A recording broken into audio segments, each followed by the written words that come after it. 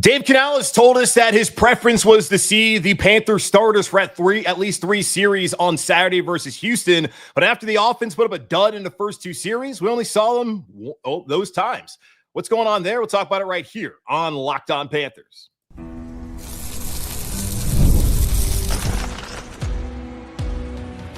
You are Locked On Panthers, your daily Carolina Panthers podcast. Part of the Locked On Podcast Network, your team every day. Welcome into another edition of the Locked On Panthers podcast, the part of the Locked On Podcast Network. I'm your host, as always, Julian Council, talking Carolina Panthers with you every Monday, Tuesday, Wednesday, Thursday, and yes, of course, Friday, your team every day. That's our battle here on the Locked On Podcast Network.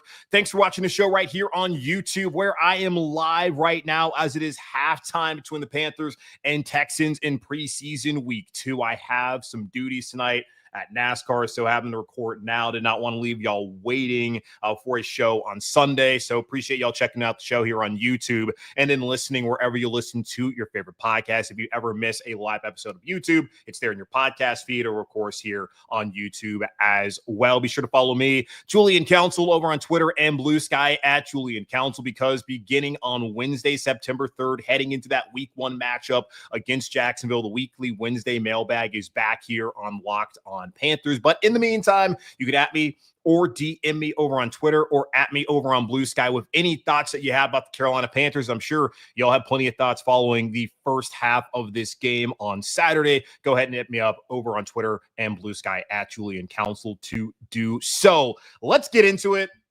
Let's talk about what we saw from the Panthers starters here on this Saturday, as it's currently a 7-3 game at halftime for all the folks watching here live. And we'll talk about whatever Dave Canales says after the game when I get back on Monday to talk to you guys. But today, let's just focus on what we saw, and really what you're focused on for the most part is what the starters are doing, not necessarily what the second team and third team guys are doing out there during these preseason games. Let's go ahead and start off with the offense, because yeah, that left a lot to be desired on Saturday afternoon, as we saw Bryce Young in the starters for 7 snaps. Technically, only 6, because the opening snap where Bryce threw an interception, there was a penalty on that play. And I'm not 100% sure, and maybe Dave or Bryce will clear this up after the game, whether he knew that the flag was going to be on Will Anderson, his former Alabama teammate, or if he just threw it up there hoping to get the ball to Xavier Legette. And of course, that was picked off by Derek Stingley Jr. So fortunately,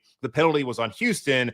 I don't know whether Bryce intended to throw that, knowing there were no consequences, or if that was just a boneheaded decision. Either way, it's not like he or the offense did anything from there on out. They went 3 and out on that drive after that. Then they came on the next drive, went 3 and out. He got sacked. Ike Ekwonu giving up a sack to Will Anderson Jr. on that play. Even Taylor Moton getting beat by Danielle Hunter. And understand, Hunter and Anderson Jr. are maybe the best pass rushing duo in the NFL from a year ago. You looked at it, you look at ESPN's pass rush win rate. Houston was number 1 in the league. Hunter was number 1, respectively, among edge rushers. And then Anderson Jr. was number 7. So those guys are going up against 2 tackles who we've sat here and talked about. Potentially, those guys are going to get new deals after this season. Taylor Moton was emotional about it a couple weeks ago. He's going to need to play better throughout the season. He only gave up 1 sack last year, so not necessarily concerned about him. But Brant Tillis, the vice president of football operations who handles salary cap and contracts, came out and said a couple weeks ago when speaking to the media that he sees Ike Ekwonu as an ascending player. And if that is the case, yes, you're going to get beat every once in a while, but you have to find a way to have more success against some of the top-tier guys like Will Anderson Jr., which he did not have, at least in the short outing on Saturday, which is a little upsetting, I'm guessing, if you're a Panthers fan, maybe a lot upsetting. I would ask everyone to not overreact to what we saw on Saturday. Yes, you want to see the offense have success. Same thing defensively. You want to have something to feel good about coming out of the preseason. And the whole point of all of this is to get the team ready for the regular season. And there's a great argument from a year ago, which we don't have to relitigate, but I guess we'll go ahead and do that right now since I'm bringing it up, that the Panthers were not prepared to start off the season because we only saw the starters offensively and defensively for 1 series against the Bills 2s in week 2 of the preseason. And we'll find out I'm sure after the game, whether Dave wants to play the starters on Thursday night against Pittsburgh, he had mentioned that he wanted to get them out there for at least 2 series, the first 2 preseason games, which he did, but he did tell us last Friday after the Cleveland game, he wanted to see them for 3 ideally, unless there were circumstances that led them not to do it.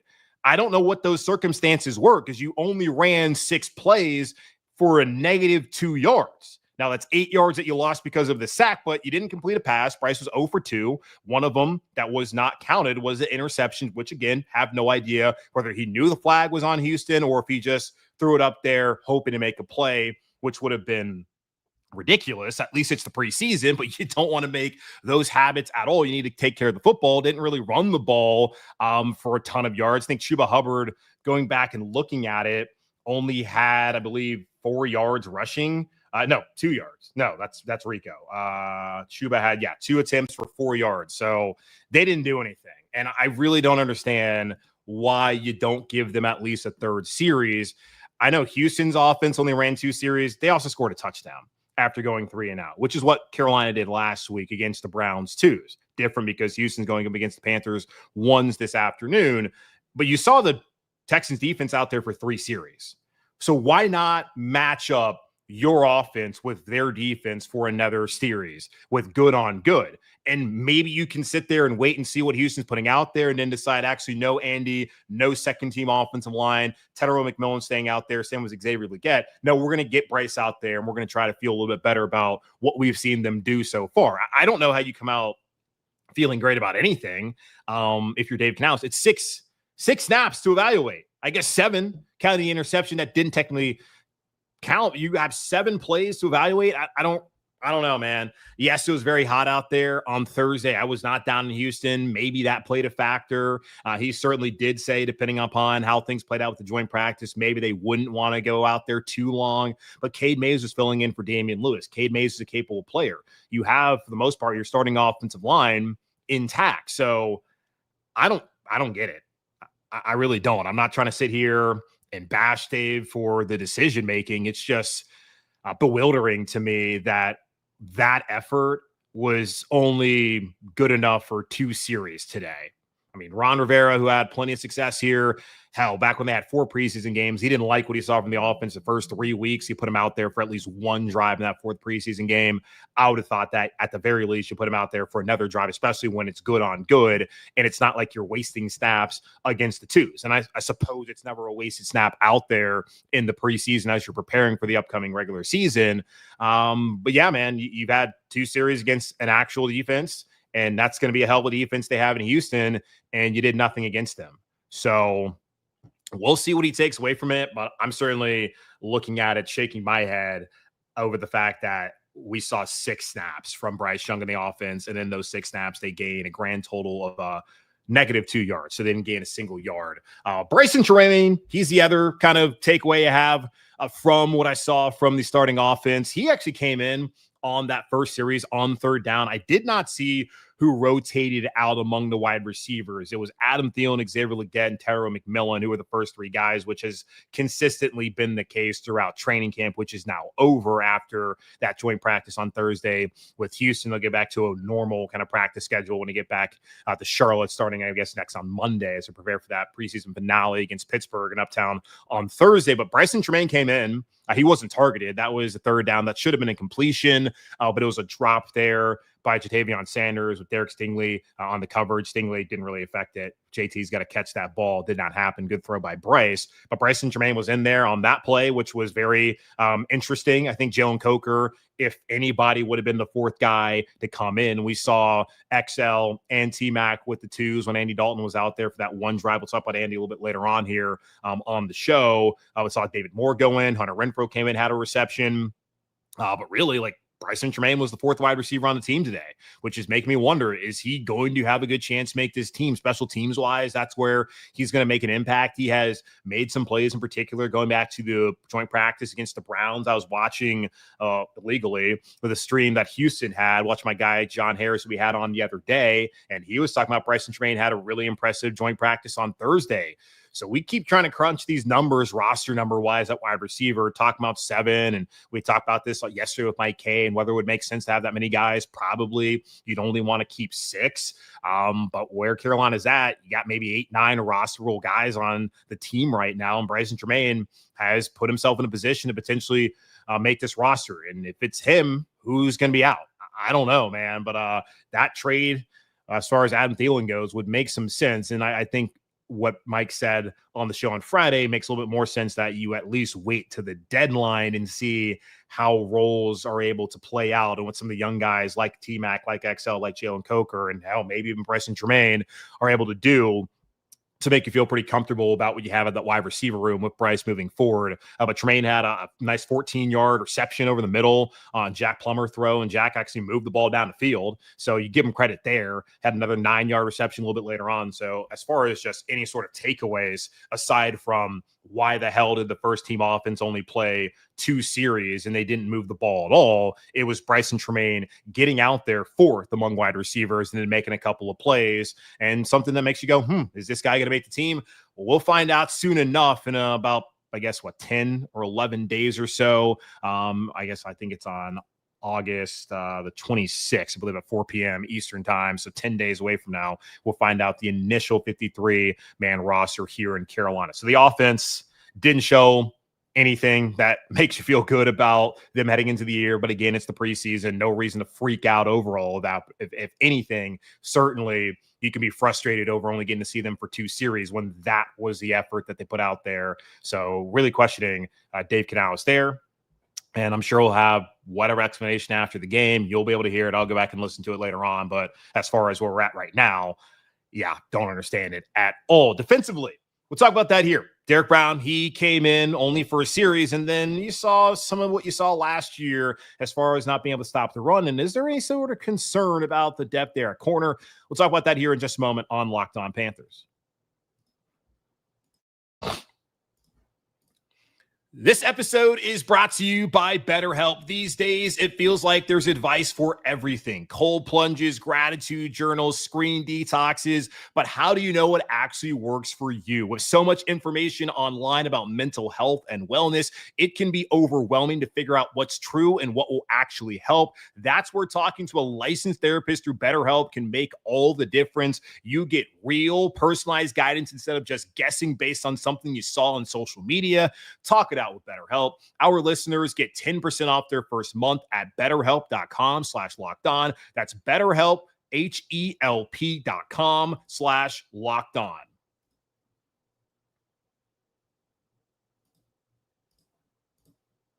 Back here on Locked On Panthers, reacting to the Panthers Week 2 preseason game against the Houston Texans, live right now here on YouTube. Looking over at my illegal stream, Panthers only had 70 passing yards in the first half, 21 rush yards, 91 total yards, 3 penalties, and 14-42 time of possession, if that matters at all to you. But the offense, relative no-show, figuratively and kind of literally, since we only saw them for 6 total plays, which is just mind-numbingly dumb to me that Dave Canales did not at least get them out for 1 more series when it would have been good on good. Matthew Wright is apparently the kicker for the second half. For those keeping score at home, Ryan Fitzgerald, he got the opportunity to at least kick a field goal and then also kick the kickoff. So we'll talk about special teams here a little bit later on. But focusing in on defense, Panthers defense came out, was able to get another 3-and-out like they did starting off against the Browns twos last week. They got a 3-and-out against C.J. Stroud and the Texans ones. Now, I do think it was one where they got a little bit lucky there because I believe, Stroud, he missed Nico Collins, who had beaten Shamar Bartholomew pretty easily on a route down the field. We'll talk a little bit more about Bartholomew here in a moment. So they did get a 3-and-out technically, but that was really on Houston, really Stroud, for not putting that ball where it needed to be and going 3-and-out on that first defensive series. And then on the next series, you saw Derrick Brown rotate out. And then you saw Ashawn Robinson in there. Shai Tuttle came in. Bobby Brown III eventually came in once they were down there by the goal line, by the 5-yard line of the Panthers. He made a couple of plays. But that's when you started to see some of what you saw last year as far as the inability to stop the run. Nick Chubb, as soon as Derrick Brown went out, had runs of 4, 5, 9, and 5 yards. So 23 rushing yards on that drive. That's about over 5 yards per attempt by Nick Chubb on that on that drive. So you don't want to see that. Like, Derrick Brown does not need to be playing 90% of the snaps again this season like he did a couple of years ago when he was a Pro Bowler, when he was healthy back in 2023, because of the inability of guys like, hell, Shai Tuttle got moved on one of those. The one, I believe, that was a 9-yard game. He just got pushed out of the way. A'Shawn Robinson got moved on another one that went 5 yards. Bobby Brown III was not in there for any of those long yardage gains, or at least successful runs that they had on that drive. He had a nice deflected ball that prevented a touchdown. The next play, Houston was able to score a touchdown on a play that we'll talk about here momentarily. But Bobby Brown III, I'm kind of surprised that we haven't seen him more with the ones, because he didn't play with them at all last Friday against Cleveland. And he hasn't really been in there that much. Even when I've been out there during training camp the last couple of weeks, they paid him a lot of money. So it's not like he's not going to be a part of this defense. But I would like to see him and Derrick Brown at some point in time. May have to be week 1 when we finally get to see it, but see those two guys out there being able to stop the run, because Shai Tuttle, he ain't it at this point in time. Now, Cam Robinson had an injury, didn't play today. Not sure what's going on there. I mean, Jaden Crumedy, okay, like Jared Harrison Hunt, like there's behind the top 4 guys, the perceived top 4 guys, which they're pretty obviously Derrick Brown, A'Shawn Robinson, Bobby Brown III, Turk Wharton. I don't know what Carolina has at defensive tackle. We'll talk about this on Friday with Mike. Like, the depth there behind the top 4 is not great. Now, if you have 4, you're in a good spot, certainly, but you can't have the 1 and Derrick Brown come out and then like everything fall apart, which did that really happen? Not, I would not say yes, really, but they gave up way more on the ground, which is actually something than they gave up when Derrick is in there. So that can't be a common theme again this season if he's not out there playing. You can't have the guy playing 98% of the snaps. Now, he is one of the best defensive tackles in the NFL, so it's not like it's a bad thing, but also you feel like, at least I think you want to feel like you're in a position heading into the season with the additions of Bobby Brown III and Turk Wharton, along with A'Shawn Robinson coming back, and then we'll see what they have behind them, that Derrick does not have to play nearly the amount of snaps that he played back in 2023. So, yeah, they gave a touchdown on that drive. Mike Jackson gave up a reception to Jaden Higgins, second-round pick from Iowa State. It was a 14-yard drive reception, and then it was capped off by Shamar Bartholomew on 4th down and goal, getting beat by Nico Collins on a 5-yard touchdown to the pylon, which, yeah, that's what's going to happen when you put Nico Collins up against Shamar Bartholomew, who I found was very interesting that they made that decision. I don't know who made the decision, whether it was Jerry Rivera or Dave Canales, to put Shamar as a starter opposite of Mike Jackson with Jason Horn out with the thumb injury, instead of having Corey Thornton, who started there last week. Corey Thornton has been their 3rd guy throughout training camp, throughout the preseason. So why not give him those reps again? Maybe you're just trying to see what you have in Shamar. And if that was the case, I don't know how good they're feeling about who that 4th cornerback is for them on the outside. Like, you have JC, you have Mike Jack, you have Corey Thornton as those 3 outside guys. Of course, you have Shaw Smith-Wade as your nickel.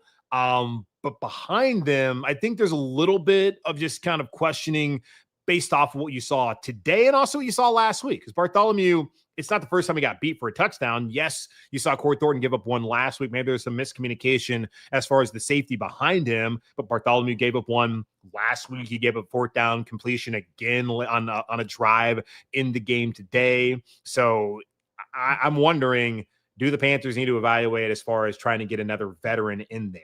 Like, it never made sense to go out and to get Jair Alexander. Never made sense to go get Jalen Ramsey. You already had paid JC. You already had paid Mike Jack to be your top 2 guys.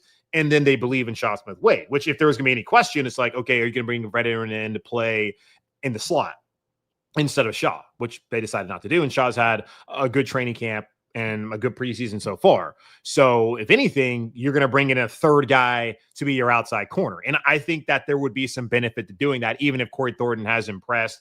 He did have a DPI, defensive pass interference, in the game today. And then there was another, he gave a couple of receptions, but there was one where he apparently learned. I'm watching the Texans broadcast as the 3rd quarter started. And there was one play where I guess he got beat by John Mechie on Thursday, watch film, learn from it, and didn't get beat again in the game today. So that's a positive to see that he can go evaluate his tape, see what he did wrong, and then come out there in a game and actually apply it and not make the same mistake again. but there probably would be a benefit for Carolina just based off of Shamar Bartholomew's performance in the youth. Now, Thornton's 24, so he's pretty damn old to be a rookie because of all the COVID stuff in college and letting people play way too damn long. So he's been around. He's played a decent amount. He's played a lot, but he's a guy I think that may be better suited for your fourth guy on the outside, and you bring in a veteran just so that the depth is a little bit better there for Carolina. So we'll see what they decide to do. But defensively, starters give up a drive as soon as Derrick Brown goes out. Not the best sign. It also is against the Texans offense where, they struggled last year. Bobby Slowick reason he doesn't have a job anymore. But the Texans offense, I think that will be fine this upcoming season. So again, not freaking out about it. But would hope that once the regular season begins, Derrick Brown doesn't have to play every single snap for the Panthers to be able to stop the run, which they struggled to do on that second series for Houston. Special teams, what to take away from there? We'll talk about that here in just a moment on Locked On Panthers. This episode is presented by Yahoo Fantasy. It's the best time of the year. NFL kickoff is almost here, and that means fantasy football season is back in full swing. And this year, Yahoo Fantasy is turning things up with a fantasy football experience like never before. This year, me and Locked On NFL are playing on Yahoo Fantasy, and you should too. Whether you're a first-timer or a veteran making your millionth league, to celebrate 28 years of fantasy football greatness, Yahoo Fantasy is dropping 28 big new features over 28 days through August. To kick it off, they just dropped Yahoo Fantasy Guillotine Leagues, a killer new way to play fantasy football on Yahoo, where the lowest scoring team gets eliminated each week until there's one team left standing. With the season around the corner, now's the time to get your league together and give this new mode a try. If you're more into the classics, you can still play in head-to-head private leagues or join a public league. Stay tuned for more killer announcements and start playing Yahoo Fantasy Football now at yahoofantasy.com/lockedonnfl.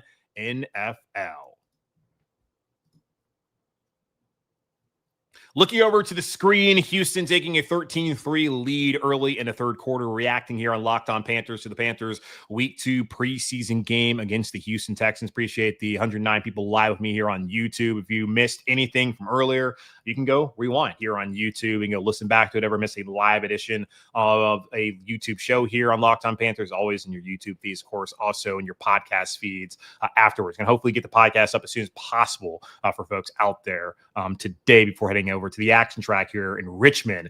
Special teams, taking a look at it. One of the big questions, aside from, of course, the kicker, has been who is going to be the returner this year.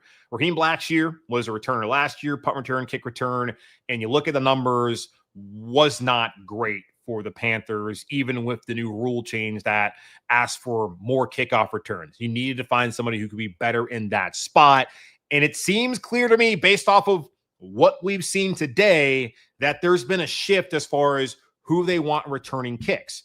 Trevor Etienne, the fourth-round pick from the University of Georgia, by way of Florida. I almost said Florida first, but the University of Georgia. He was out there on the opening kickoff with Rico Dowdle. And Rico has consistently been out there on the kickoff team, mainly with Raheem Blackshear, but it was Trevor Etienne this time with Rico Dowdle, and Trevor was the one returning the opening kickoff. Then the next time around, it was Trevor with Amani Bailey, a fifth or fourth string running back, however you want to look at it. So Trevor Etienne was a primary kick returner and also was a primary punt returner to start off the game, had the first two punt returns. Then Jimmy Horn Jr. came in for the third opportunity. Raheem Blackshear, as of this moment, has not returned a kick. Now, got a commercial break right now, live here with the game. We'll see if Raheem gets that opportunity next, or if it's going to be Jimmy Horn or somebody else. It'd be nice if that can hurry up and let me know so I can talk about it right here live with y'all. But yeah, so Trevor Etienne, who they drafted to clearly come in and be the third back and also be a returner, has assumed those roles, and Raheem Blackshear is squarely on the roster bubble and probably on the wrong side of the roster bubble at this point in time, considering that it was Trevor and Rico out there on the opening kickoff, Trevor again, and then you had Jimmy Horn Jr. Returning punts. So we have the kickoff about to happen now with Houston and Carolina. So waiting to see who's back there to finish off this point. Stay tuned with me here. Gotta love going live. I can't see it as far as right now. It's too small. Kick the ball, Fairbairn. Good God.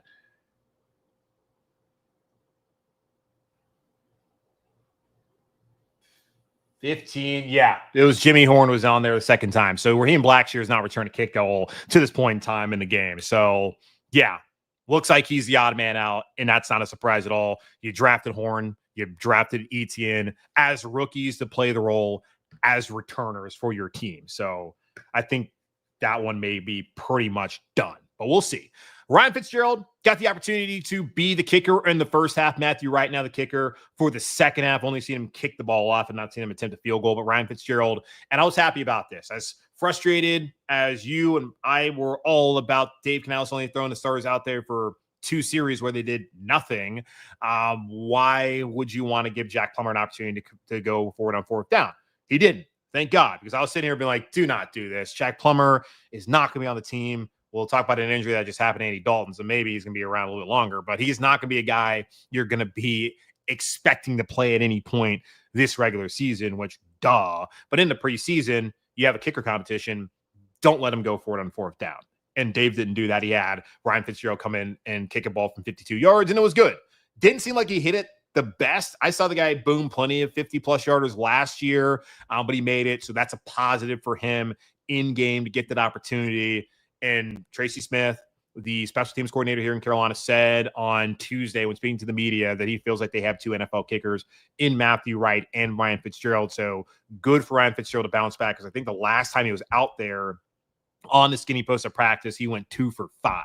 And a couple of those actually would have been misses. So Ryan Fitzgerald, a good step in the right direction for him, making that kick. Matthew Wright, we'll figure out and see what happens there and whether they're trying to make a decision early line or not. And the kickoff part of it is important, just the strategy of trying to land that ball around a 19, 18-yard line, have it bounce, and then give your kick coverage team an opportunity to get down there about 10 yards closer to be able to stop some of those returns, as things have changed with now touchbacks being to the 35 instead of the 30 like it was last year when they initially made the kickoff rule change. Looking at some injuries for today, Jason Horn did not play, had the thumb, told us the other day that he's fine. It's just got to get the stitches out. That clearly did not happen. And I would not anticipate him playing next Thursday. Maybe I would love to see him play. But Dave Canales has not given us any indication as of right now, live here at 2:53 Eastern time with the third quarter of the preseason game going on, that he's going to play the starters next week. If he wouldn't even give him another drive offensively today, I don't know if he's going to give him an opportunity next week. No joint practice, a shorter week, I suppose. So maybe he doesn't want to do that. We'll find out what happens with all of that. So JC, thumb, probably won't see him week 1, it looks like. Nick Gordon had a heat-related issue, as he is from Texas. I was a little surprised, but the heat gets everybody. It's been kind of cool in Charlotte, so you're not going to sit here and rag on the guy. But yeah, he got a heat-related symptom. Maybe some of his family members are mocking him to say, hey, you're a Texas guy. What are you doing getting some heat issues? But that's certainly something that needed to be addressed. Carolina addressed it, and he was not able to play today, which I think makes sense. Jalen Coker, illness. He was not able to go out there. Makes sense to me as well. No reason, if he was just sick a couple of days ago, to have him exert his body in a football game, especially a preseason game. So makes sense. Tyler Mabry didn't play the tight end. Don't know what's going on there. Clyde Sherrill still dealing with groin. Cam Jackson, don't know right now. Hopefully, I think Mike K, certainly of the Observer, will ask after the game to get more clarity on that. Chandler Zavala has a knee, maybe back next week, which would be great to see. Damian Lewis, shoulder. No idea what's going to happen there. Cade May started for him. LeBron Ray with the ankle could be back this upcoming week against Pittsburgh as well. Trevor Wallace, who missed joint practice with a personal matter, was out there in uniform and playing today. Andy Dalton, though, is the only injury, as of me watching and recording this, that happened of significance in this game. Knock on wood, nothing else bad has happened for Carolina. He got hit on his right elbow on a throw on 3rd down. He got really hit on his hand on a throw, and that was by Daniil Hunter. He was behind the second-team offensive line, so it would have been Josh Nijman at right tackle who would have been on Hunter on that play. So Nijman gets beat, and Dalton gets hit. He came out, and Jack Plummer came in after only 1 series with him and the 2s out there offensively. So that is of concern. I know I had plenty of people, for whatever reason, freaking out over like last week's game with Andy because, he sacked himself. That was hilarious. Like, laugh. It's the preseason. Like, no reason to really get worked up about the backup quarterback sacking himself in a preseason game. He's fine.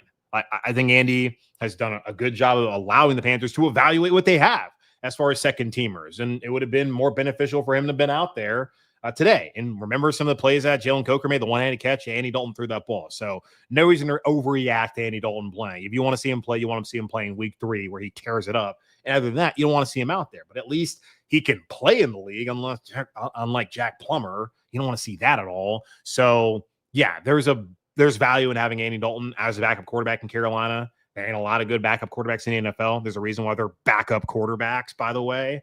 But, yeah, we'll monitor that right elbow injury and hope that it's not serious. I would guess Carolina's going to have to bring in another quarterback to get through next week, whether Bryce plays at all, because you don't want a Jack Plummer playing the entire game. And I was even thinking today, if Jack Plummer goes out, they don't have anybody else to go to. So we'll see what happens there. Hopefully that doesn't happen, of course. But yeah, I'm guessing they'll bring somebody in with Andy on the shelf in the game. And I think they did have Jack Plummer play the entire game last year against New England. So they could do that again if they wanted to. I just think it would make maybe some sense to get some, I don't know, maybe give Jack the whole game, whatever. It doesn't matter. But Andy Dalton certainly being out, that is something to be a little concerned about as far as just injury concerns and wanting to have a veteran backup behind Bryce in case anything, God forbid, happens there to QE1 this upcoming season. So, yeah, those are my thoughts following, or I guess in the middle of the Panthers-Texans game. Want to get that out there before heading over the track today. So appreciate all y'all tuning in. That's going to wrap up this edition of the Locked On Panthers podcast, part of Locked On Podcast Network, hosted by yours truly, Julian Council. Again, y'all subscribe and follow the show free over on YouTube or wherever you listen to your favorite podcast. And be sure to follow me, Julian Council, over on Twitter and Blue Sky at Julian Council. Starting on September 3rd, the weekly Wednesday mailbag is back every single week throughout the regular season. Another catch by Brycen Tremayne, by the way. At me or DM me over on Twitter or Blue Sky at Julian Council with any of your questions or any thoughts you have leading up to the mailbag starting again on September 3rd. In the meantime, be safe, be happy, be whole. As always, keep pounding. And I'll be back to talk to y'all on Monday as we begin the final week of the preseason for your Carolina Panthers.